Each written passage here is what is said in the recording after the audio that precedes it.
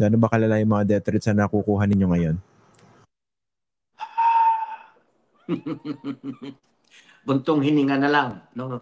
Ang usap-usapan na lang namin ngayon sa opisina ay magkano ba ang bulletproof na sasakyan sa panahon ngayon? Parang hindi yata kaya ng sahod ng isang taong katulad ko. Pero at the end of the day, I need it, no?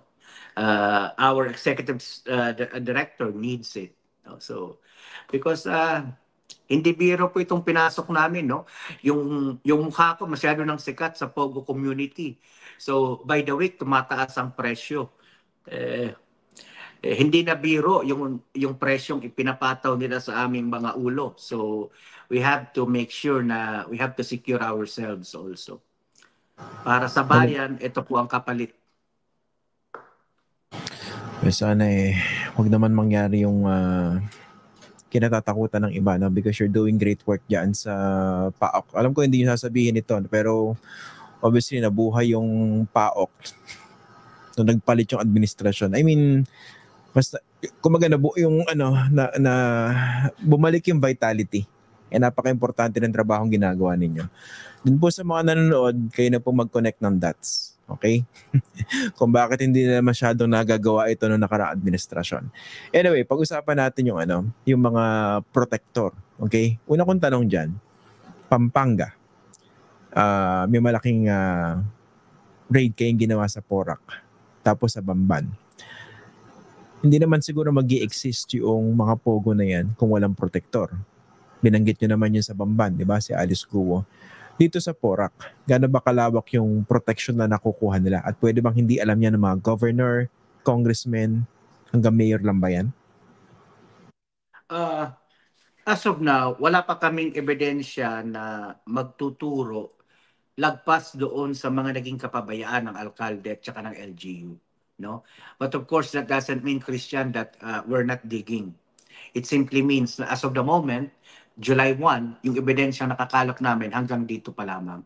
Hindi naman kami tumitigil hanggang doon lang. Sabi nga sa amin ng Executive Secretary, kanina sabi nga niya, this is a presidential directive. So since this is a presidential directive, nung narinig ko yun, sabi namin, ang sabi ng isip ko, utos ng presidente ito. So we have to abide by the presidential directive to rid the country of these scam farms. Kung sinong tatamaan, magpapasintabi po kami. Pero ngayon pa lamang kami nakikiusap na. Kung meron mang iba diyan na may mga benepisyong nakuha sa mga transaksyon nila dito sa mga scam farms nito, I urge them to come clean. Sapagkat again, this is a presidential directive. Kung sila pa'y tinamaan, wala naman kami magagawa doon. No malice intended. As the Executive Secretary keeps on reminding us, go where the evidence leads you. So, ganun lang. Ito, marami nagtatanong dito sa chat room natin, no? Ang pinakamalaki, di ba, tulad na nabanggit nyo before, ang pinakamalaki doon sa mga license pogos sa ngayon, 42 na lang, ay yung sa Cavite. Island Cove. In dating Island Cove. Yes. Sabi nyo, you would go where the evidence leads you. Logically, tama po yung ganung pagtingin. Yes. Pero syempre, you also expect people to be more proactive. Ang point ko, meron ba kayong access sa mga yan? Kumbaga, pwede nyo ba silipin yung, for instance, yung dating Island Cove to check their activities? Yes. Ang akala kasi ng iba, wala kaming access sa mga both legal and illegal. Again, sabi ko nga po sa aking panayam kaninang umaga, huwag nyo na kaming pilitin mag-divulge kung paano namin ginagawa ang aming trabaho. Just trust us that we are doing our job. Kasi kung hindi naman po namin ginagawa ang aming trabaho, hindi mo namin masasawata itong mga malalaking mga scam farms na ito. Just trust us that we are monitoring, we're keeping tabs, we're taking a look at all, including the 42 and the others that are operating out there without the necessary permits. Yun nga lamang, first in, first out ang nangyayari dito, Christian. No? First in, first out. Unang report, titingnan namin. Pero paminsan-minsan, kung mas malala yung nangyayari dun sa isa, kahit huli siyang pumasok, uunahin namin. No? O katulad ngayon, may mga dinidevelop kami, sobrang dami. Sabi nga ng operations head namin, yung isang director namin na siyang head ng operations, parang ang dami na masyado, anong uunahin natin? Di ba? So, we stand by a rubric. The rubric is, if there is a life or lives that are at stake, that is our ultimate rubric. Yung primary rubric namin. No? So, with regards to Island Cove, wala pa po kaming nakikita as of July 1 na buhay na nanganganib dyan. Sa ibang mga lugar, nakita nyo naman siguro yung mga news early morning, early evening, yung mga news tungkol sa mga torture na lumalabas. May nakuha kami mga torture videos ulit. Yun ang tinitrace namin kung saan yun Christian. Yun ang uunahin namin. Kung dalhin kami ng torture videos na yun sa Island Cove, then Island Cove we go. No? Pero we will not go to Island Cove simply because that is associated to SOJ or to the governor of Cavite. No, we don't act on the basis of politics. No, sasabihin nila baka pinoproteksyonan ninyo ang mga Remulian. So hindi po ganoon ang komisyon. No, we follow where the evidence leads us. As of the moment, we have no evidence that there are illegal activities occurring within Island Cove. And Christian, bear with me. In all honesty and fairness to the SOJ, he has not called any of us.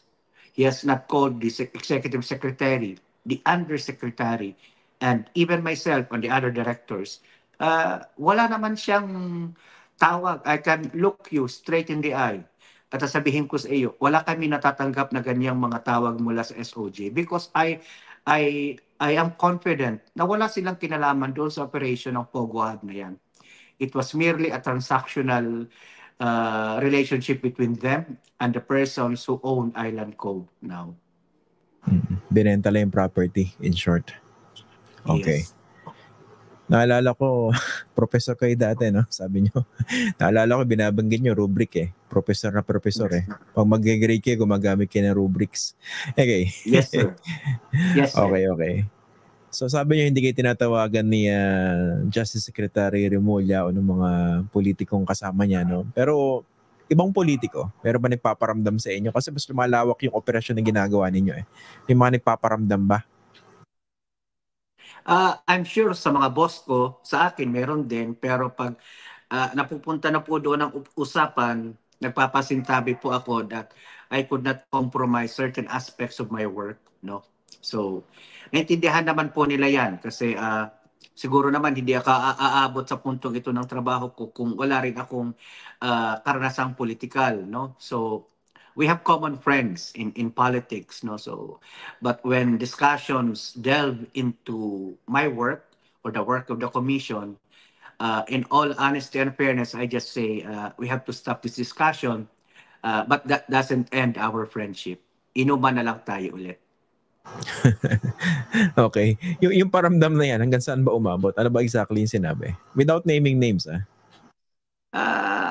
The usual lang na wins, Brad. Itong ganito kasi, ganito, cook lang yan dyan eh. Yung mga ganon. Hindi naman yan scammer, hindi naman nagtatrabaho sa Pogo yan.